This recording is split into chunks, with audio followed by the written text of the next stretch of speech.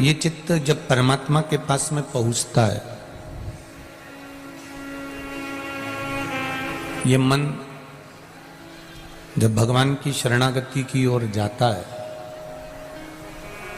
तो जितने कदम आप परमात्मा की ओर बढ़ते हो, उससे 2 कदम ज्यादा परमात्मा आपकी ओर बढ़ता है, आपको अपना बनाने के।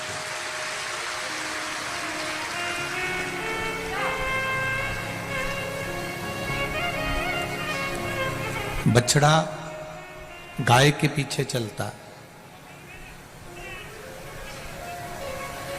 पत्नी पति के पीछे चलती है, चेला और मेरा महादेव 1 लोटा जल चढ़ाने वाले के पीछे चलता है।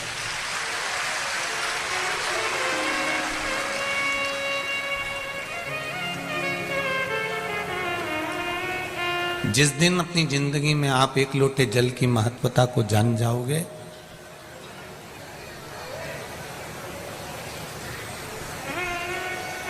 वो 1 लोटा जल का महत्व जिस दिन आपकी जिंदगी में आ जाएगा, उस दिन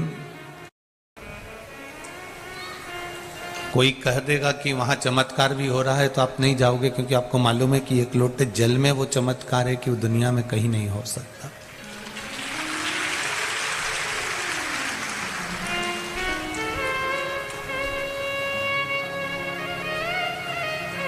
कानपुर वालों को तो बहुत खुशी मनाना चाहिए।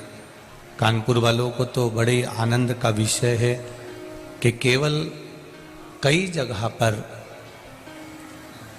गंगा जी के घाट पर कथा होती, हम देखते हैं वहां पर गंगा मैया तो है, पर देवाधिदेव महादेव का कोई ऐसा शिवलिंग नहीं है जो पुरातन समय से जिसकी आराधना हो रही हो और जो स्वयंभू प्रकट हो।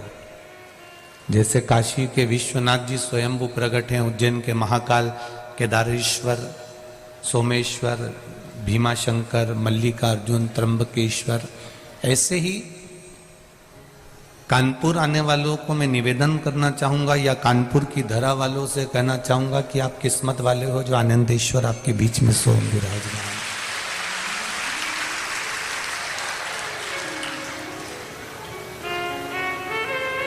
आपको साधने के लिए बैठे हो। हम कोई भी पुण्य का कार्य करते हैं तो सबसे पहले पंडित जी अगर रखते हैं पूजन की थाली में तो चावल रखते हैं। हम अगर कलश भी रखते हैं तो पहले उसके नीचे चावल रख देते हैं। हमारे यहाँ कोई शुभ कार्य होने वाला होता है तो हमारे यहाँ चावल का प्रयोग पहले किया जाता है।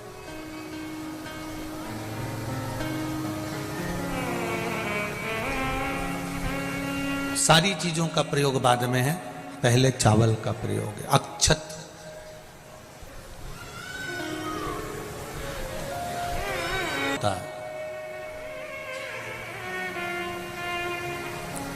चावल का सबसे बड़ा गुण होता है कि 1 मुट्ठी चावल पकाने पर इतना हो जाता है कि वो आपकी थाली भर देता है। ये चावल का गुण है।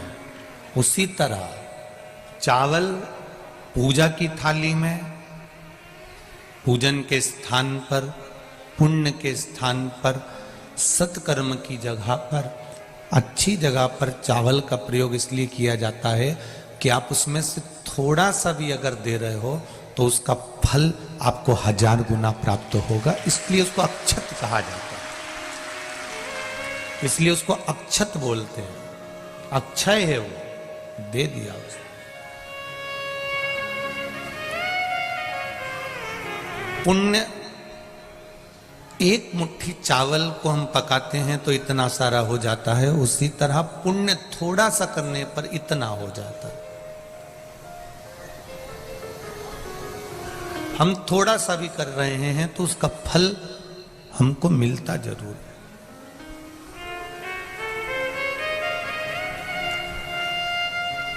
आप इतनी संख्या में, लाखों की संख्या में आप लोग कथा सुनने आ रहे हैं। जिनको छांव में जगह मिल गई वो बैठ गए, जो धूप में हैं वो भी बैठे हुए हैं। और कोई 2 बजे कथा चालू होती है तो तुम क्या 2 बजे धूप में आके थोड़ी ना बैठते हो। सुबह 8 बजे से 7 बजे से अपनी अपनी जगह संभाल संभाल कर बैठ जाते हो, जहां देखो वहां पर बैठे रहते हो।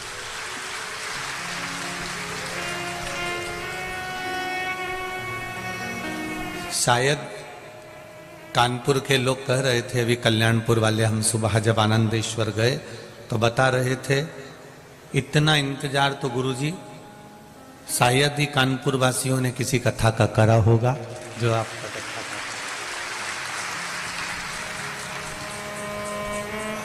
हमारा निवेदन केवल इतना है, आपने सियोर वाले महाराज को समय नहीं दिया है, ना सियोर वाले महाराज की कथा सुनने आए।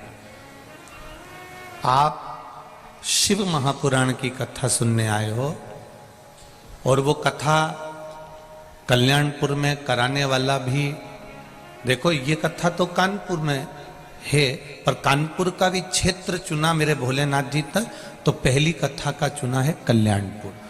मेरे शंकर जी भी चाहते हैं कि इनका कल्याण हो जाए।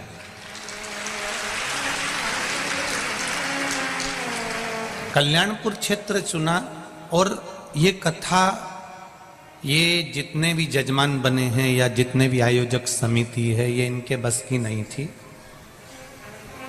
इनने तो पहले दिन की भीड़ देख के ही हाथ पटक दिए थे। सीधी बात है, जो है वो है।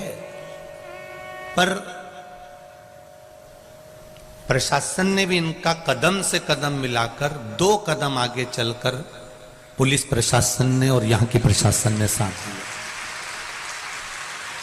इनका साथ पत्रकारों ने, यहाँ के विधायक महोदय हुए, आमदार खासदार अर्थात आपके यहाँ क्या बोलते हैं, महापौर आदिक जो भी हैं, उन्होंने पार्षद आदिक जो भी हैं, उनका बहुत सहयोग और कहीं ना कहीं किसी न किसी रूप में मिला।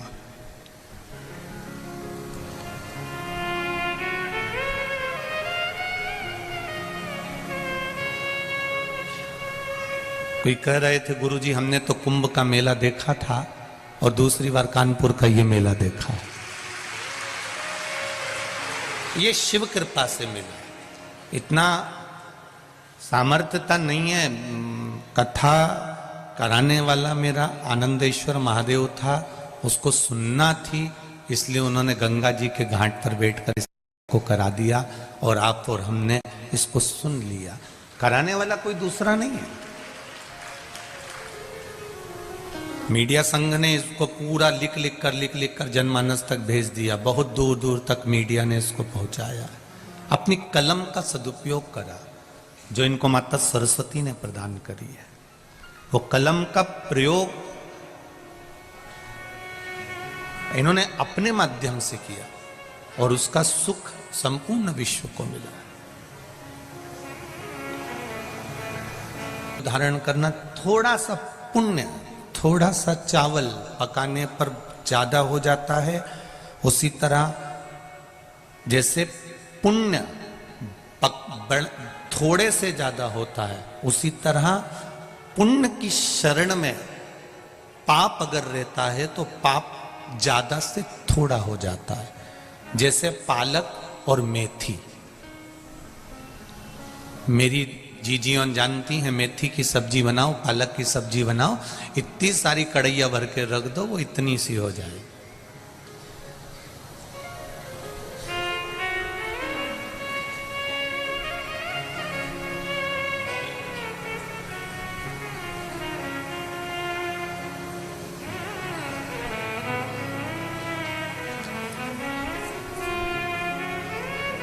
यहां पर ऐसा नियम है कि नहीं मालूम नहीं, पर मारवाड़ियों में ऐसा नियम है।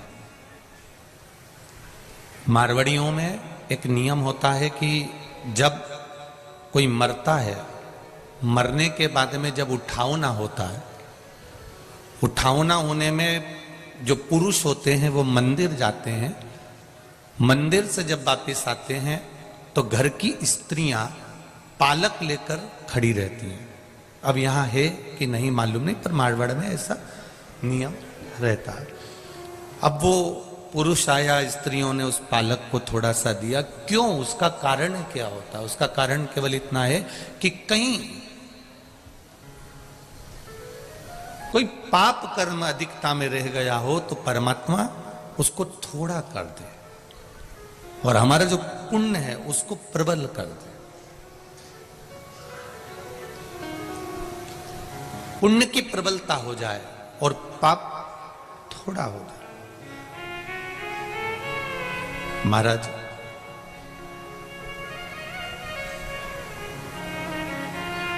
गैस के बट्टे पर दूध को तपा रहे हो, थोड़ा तुमको कहीं जाना है और जल्दी है, तो गैस का जो खटका होता है उसको स्लो रखोगे कि तेज रखोगे? बोलो बोलो जरा। तेज रखोगे। क्यों? क्योंकि तुम्हें कहीं जाना है, तुम्हें कहीं पहुंचना है। जब तुम्हें कहीं पहुंचना है तो तुमने वो गैस का जो खटका है, गैस का जो बर्नर है, उसको तेज कर दिया कि दूध जल्दी पक जाएगा। और अगर तुम्हें कहीं जाना नहीं है तो गैस का जो पॉइंट है वो स्लो रख दिया। मैं अब आराम से झाड़ू लगा के आती हूँ, कपड़े धो के आती हूँ, स्नान करके आती हूँ, तब तक ये दूध तक जाएगा, इतनी देर में मैं आ जाऊंगी।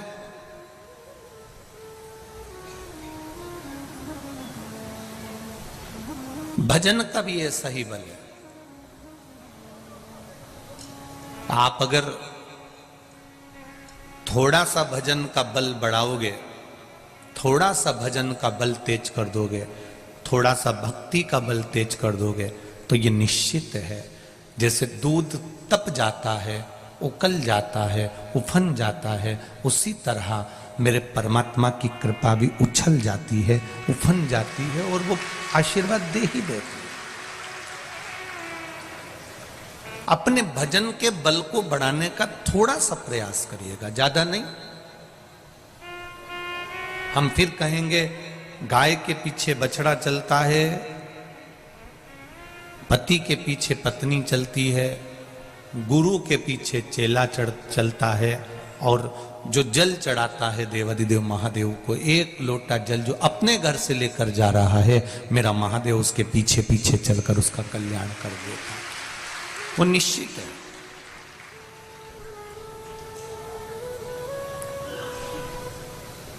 आज कोई कह रहा था, गुरुजी ईश्वर तो हमारी सुनता ही नहीं है, भगवान तो हमारी सुनता ही नहीं।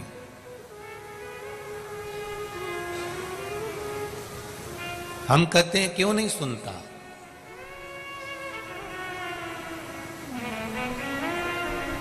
उसका कारण केवल एक है।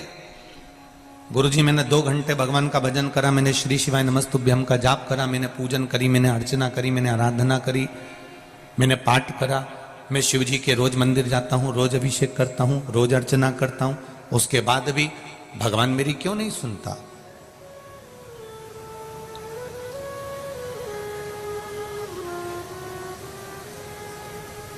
तुम 24 घंटे तुम्हारे पिता के साथ में रहते हो।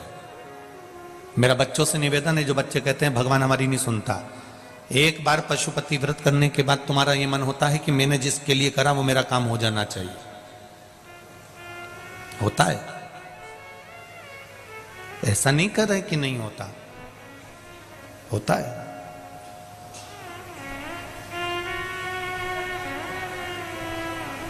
ईश्वर हमारी क्यों नहीं सुन रहा?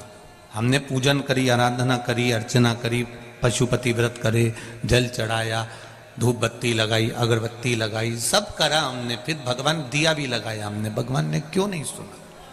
मैं उनसे कहना चाहूंगा जो लोग कहते हैं कि ईश्वर हमारी क्यों नहीं सुनता, जो कहते हैं कि ईश्वर हमारी नहीं सुनता, मैं उनके लिए कहना चाहूंगा, मैं उनके लिए बोलना चाहूंगा कि एक बात का ध्यान रखिएगा, बेटे के साथ में बाप हर पल हर घड़ी रहता है, बेटा और बाप दोनों साथ में रहते हैं, उसके बाद भी बेटे पर बाप का अंतिम समय जब आता है, तब जब सोचता है कि मैं बीमार पड़ गया, तब बाप अपने बेटे पर पूर्ण भरोसा कर कर सारी जायदाद पे सिग्नेचर करता है। क्या इससे पहले कर देता है क्या? कि तुम 2, 4, 8 साल पिता के साथ में रहे, 10 साल साथ में रहे और वो तुमको अपना मकान दे देगा, अपनी दुकान दे देगा, अपनी जमीन दे देगा, अपनी जायदाद दे देगा? नहीं देगा इतनी जल्दी। जब तक वो ये जान नहीं लेगा कि विश्वास पक्का हुआ कि नहीं हुआ, तब तक वो नहीं देगा अपनी जायदाद। अपना जो धन है, अपना जो वैभव है, वो जब तक नहीं देगा जब तक कि वो देख नहीं लेगा कि ये इसको विश्वास जागा कि नहीं जागा। आप एक बार पशुपति व्रत करें, मान लो अगर काम नहीं हुआ तो दूसरी बार ये विचार कर कर करना कि मेरे महादेव मेरी पूजन में। कई लोग कहते हैं गुरुजी हमने बेलपत्री और शहद वाला भी प्रयोग करा, परंतु सबका हुआ, हमारा क्यों नहीं हुआ? तो हम उनसे कहना चाहेंगे कुछ ना कुछ त्रुटि तुम्हारी जरूर होगी। तुम परीक्षा देने जा रहे हो, मना नहीं है, खूब पढ़ाई करी है तुमने, खूब अच्छे से पढ़ा है। जिस दिन तुम्हारा एग्जाम है उस दिन तुमने क्या देवाधिदेव महादेव को बेलपत्र चढ़ाई है? नहीं गुरुजी, हमको एग्जाम देने दूर जाना था तो हमने एक दिन पहले चढ़ा दिया। तो हमने भी कह दिया तुमने एक दिन पहले खाया था, फिर उस दिन मत खाना जिस दिन तुम्हारा एग्जाम था।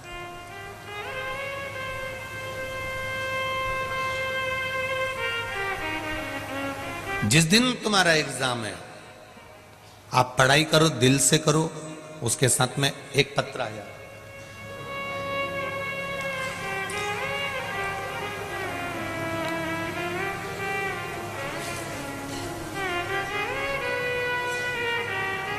प्रिया मिश्रा, शिक्षिका, LIC अभिकर्ता, पनकी कानपुर से आई हैं। कहीं बैठी हो तो हाथ हिलाइएगा। कहीं बैठ आप ही हैं? ठीक है, दोनों हाथ हिला दो इधर। श्री शिवाय नमस्तुभ्यम। हाँ, दोनों हाथ हिलाओ एक बार। श्री शिवाय नमस्तुभ्यम। दोनों भाइयों की सर्विस लगने की बहुत बहुत बधाई। बैठिए। श्री शिवाय नमस्तुभ्यम। ये शिव है, ओम खड़ी है। परीक्षा बहुत लेता है, बस आपका दिल, आपका समर्पण, आपका चित्त, आपका मन भगवान में रमना चाहिए। उस बहन ने एग्जाम देने के साथ में विश्वास नहीं तोड़ा। उसने अपने भाइयों से कह दिया था कि तुम चलो। उस पत्र में लिखा है कि मैंने बेलपत्री पर शहद लगाकर शिव जी को चढ़वाया है, तो रिजल्ट तो वो देगा ही। पास भी हो गए पर ज्वाइनिंग लेटर नहीं है, क्योंकि 5 किलो वजन भी कम है, दांत में कुछ प्रॉब्लम भी है। फिर जल चढ़ाना प्रारंभ करा, फिर शिव मंदिर जाना प्रारंभ करा, फिर श्री शिवाय नमस्तुभ्यम कहना प्रारंभ करा। हम फिर कहेंगे कानपुर वासियों से और संपूर्ण आस्था चैनल पर जितने भी लोग कथा सुन रहे हैं, फेसबुक यूट्यूब पर जितने कथा सुन रहे हैं, एक लोटे जल का महत्व क्या है ये आप जब समझोगे, जब दिल से और विश्वास रखकर चढ़ाओगे तो आपको समझ में आ जाएगा। विश्वास मत टूटने देना, विश्वास मत डिगने देना। भरोसा जब डिगता है, भरोसा जब टूटता है, तो फिर वो किसी काम का नहीं रहता।